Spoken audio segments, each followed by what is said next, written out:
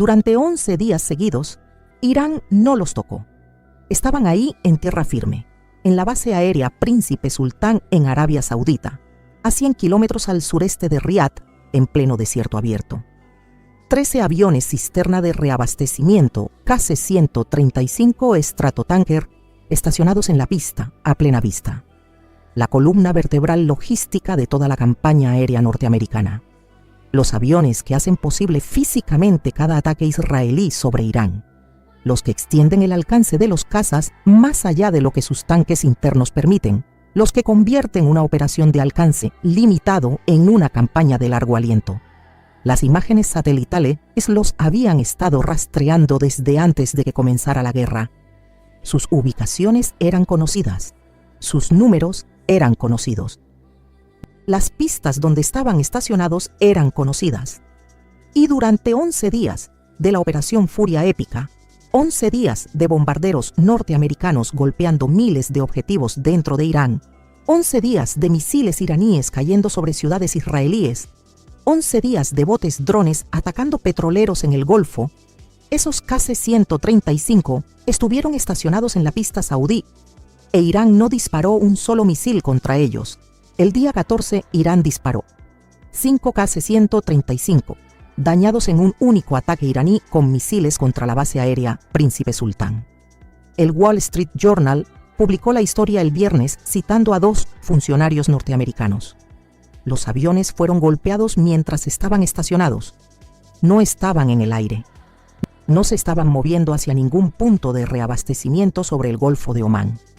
Estaban en tierra en Arabia Saudita, un país que oficialmente ha mantenido que no es parte de esta guerra.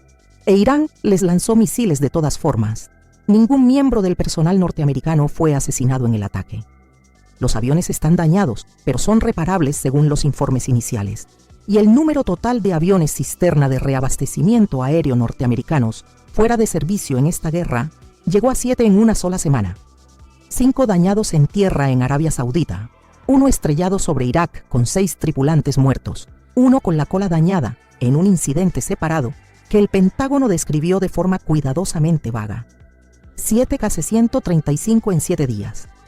Ahora hay que hacerse la pregunta que Irán quería que todos se hicieran. ¿Por qué esperó 11 días? La respuesta a esa pregunta es lo más importante para entender cómo Irán está peleando esta guerra en sus términos reales, no en los términos que las conferencias de prensa, los recuentos de ataques y las declaraciones oficiales están poniendo en primer plano. Irán no esperó 11 días porque no podía golpear esos aviones. Todos los sistemas de seguimiento disponibles, empezando por las imágenes satelitales comerciales que cualquier analista independiente puede revisar, mostraban que la ubicación de esos KC-135 era conocida y que los misiles balísticos iraníes tienen el alcance y la precisión necesarios para alcanzar la base Príncipe Sultán sin dificultad técnica especial. Irán esperó 11 días porque golpearlos el día 1 no era el plan. El plan era secuencial, deliberado, ejecutado fase por fase con un propósito pedagógico preciso. La secuencia funciona de la siguiente forma. Primero, demostrar que los KC-135 pueden ser golpeados en el aire. El avión cisterna derribado sobre Irak el día 13, con 6 tripulantes muertos, abrió ese capítulo.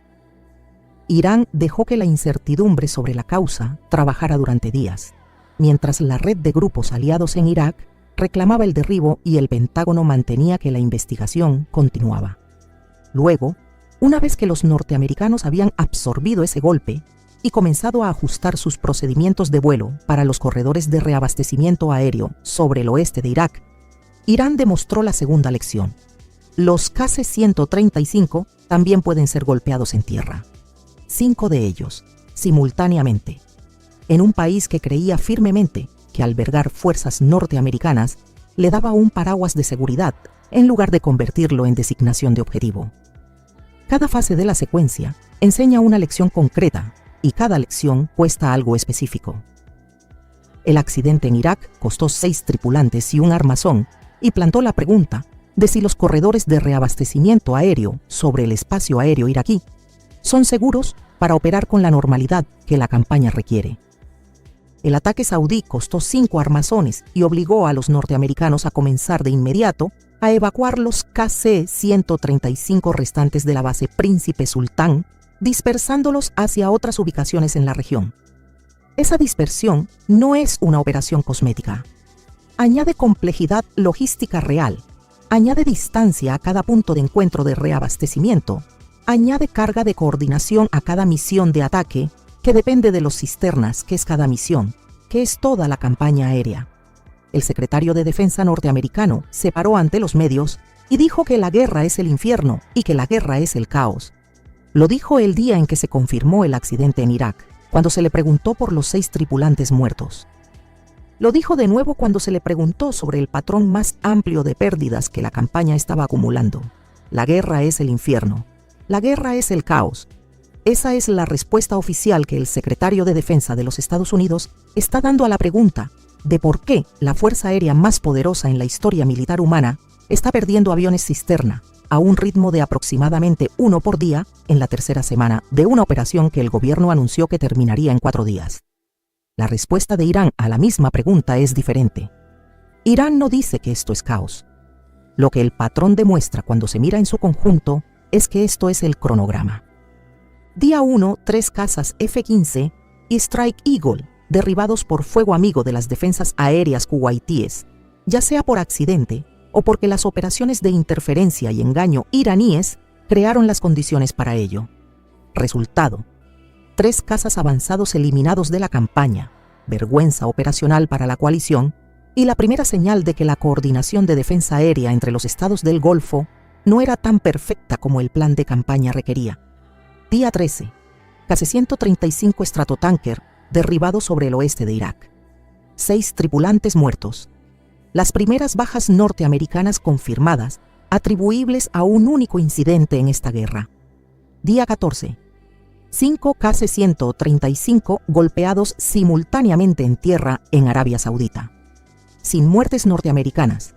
Máxima disrupción estratégica. Máximo mensaje a Riad de que la neutralidad no es una protección, uno tras otro.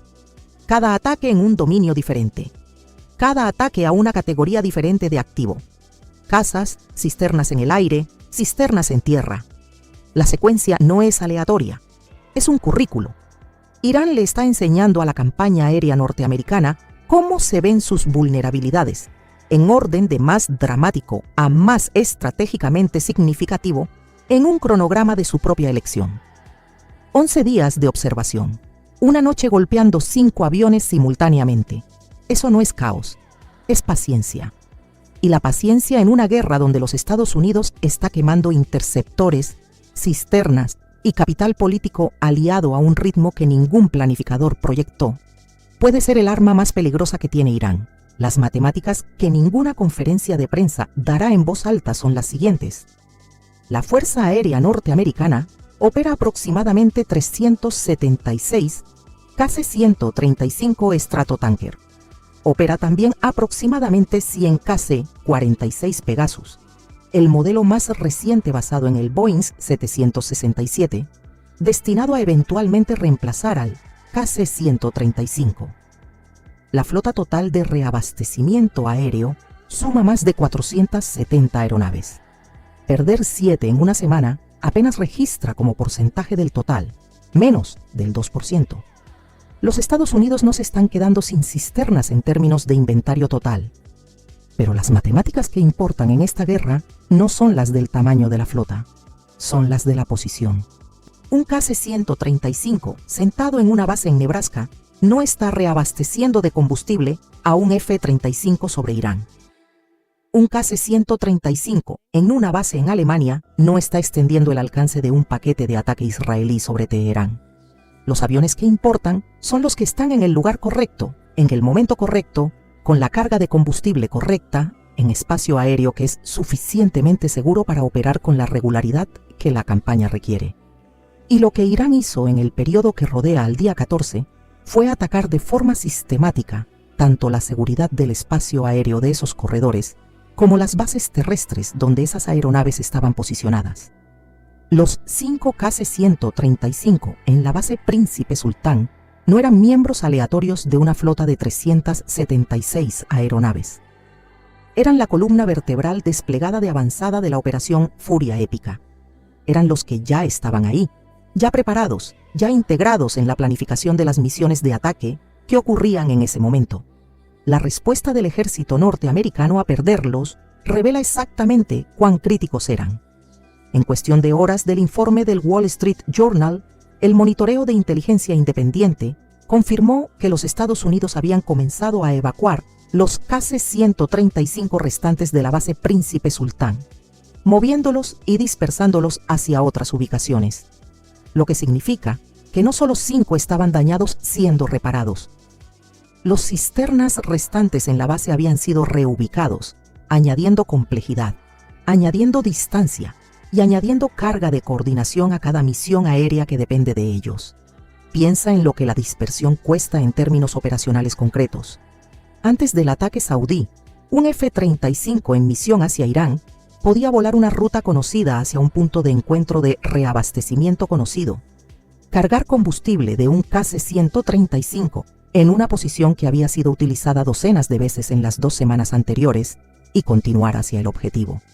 La tripulación del caza conocía la posición del cisterna. El cisterna conocía el tiempo de llegada del caza. El sistema funcionaba con la eficiencia que da la repetición y la estabilidad de las variables. Después del ataque saudí, esos KC-135 están en diferentes bases, posiblemente en diferentes países. Las coordenadas del punto de encuentro han cambiado. Los canales de comunicación y coordinación tienen que ser reestablecidos.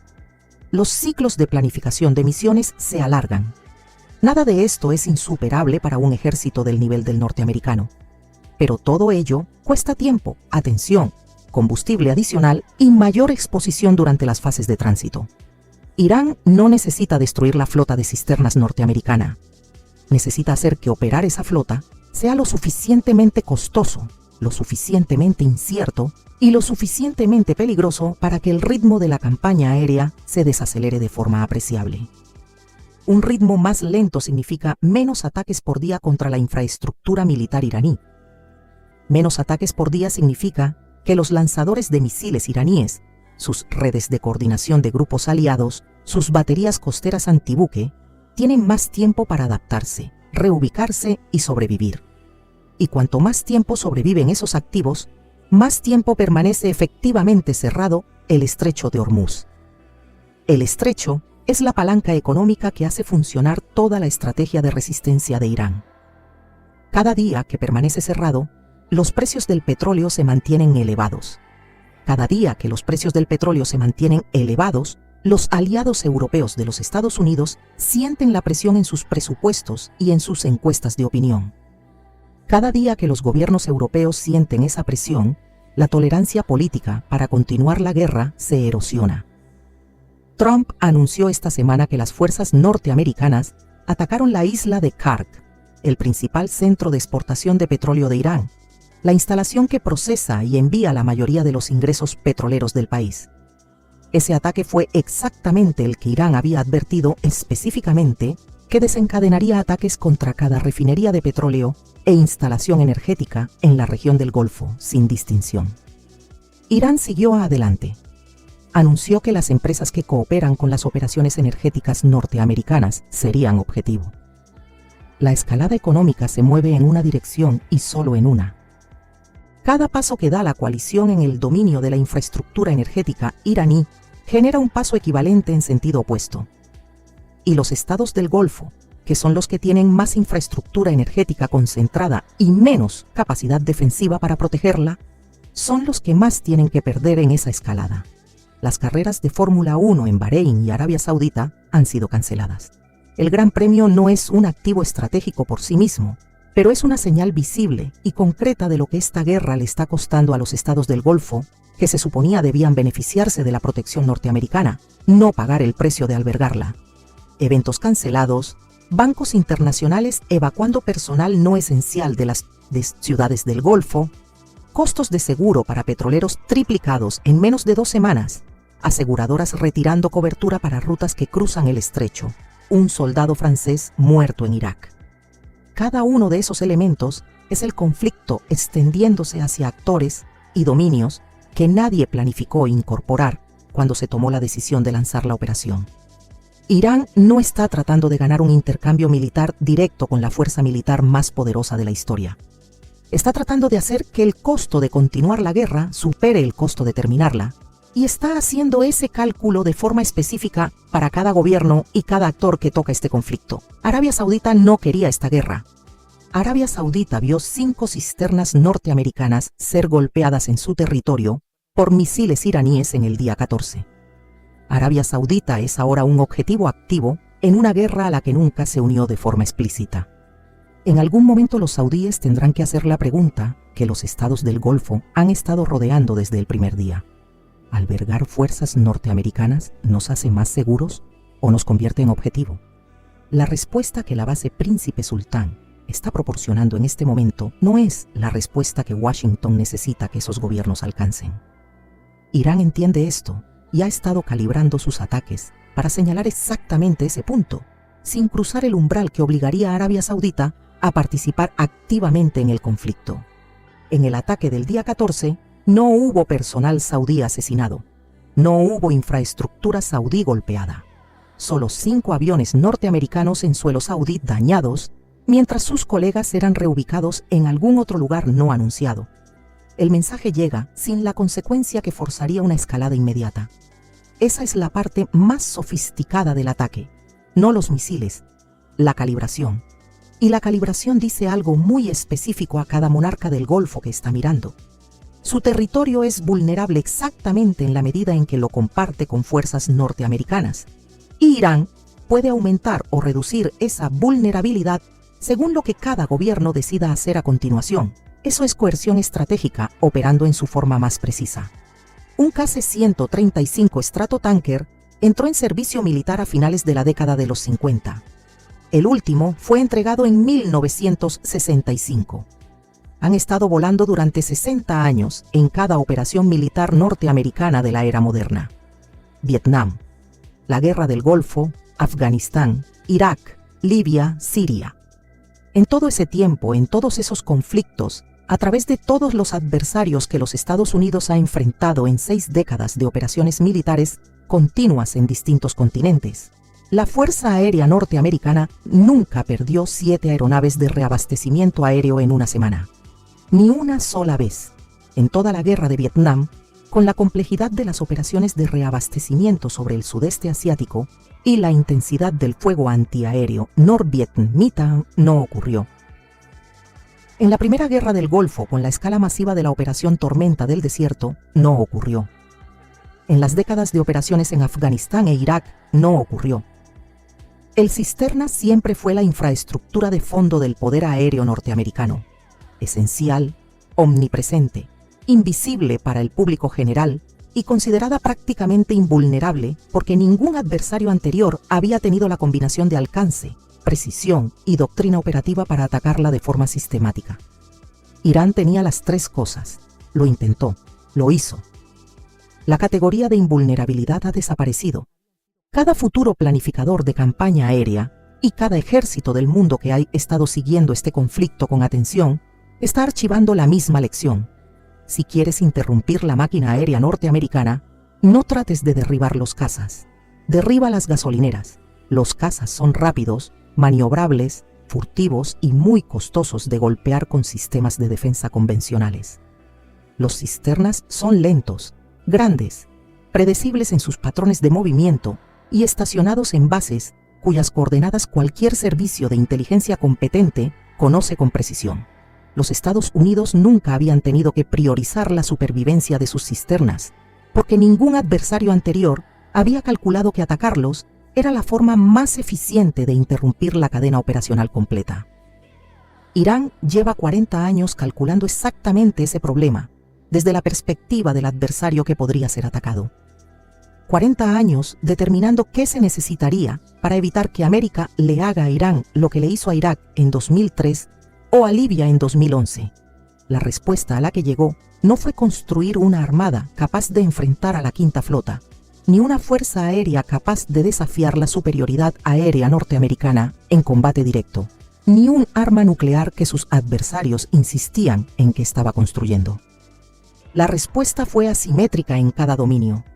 minas en el estrecho, botes drones contra petroleros, redes de grupos aliados en 4 países vecinos, misiles balísticos con municiones de racimo, diseñadas para liberar su carga antes de que llegue el interceptor, y una comprensión muy precisa de cuáles nodos en la red logística norteamericana, si se dañan con suficiente consistencia y en el momento correcto de la secuencia, desacelerarían la máquina lo suficiente para cambiar el cálculo de costo-beneficio de los actores que la sostienen políticamente en Washington, en Europa y en las capitales del Golfo.